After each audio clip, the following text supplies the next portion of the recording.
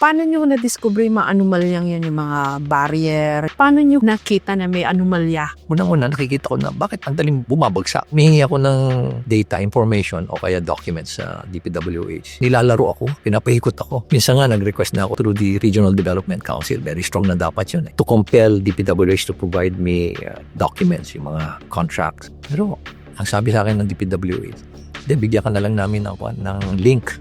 Pinuksan namin yung link. Isang linggo na kaming click ng click. Wala kaming makita doon. So, kinausap ko yung NEDA to conduct a study. Doon namin nabisto na.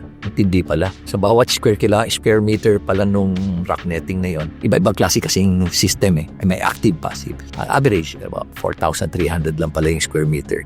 Meron ng profit yung contractor. Pero lumalabas na 25,000 square meters. According to that study ng NEDA, talagang empirical data yon. Ang laki pala eh. Billions yung tinignan namin ngayon. How much money was spent in the Cordillera around because this has been done the entire Philippines to 46.6 billion since 2017.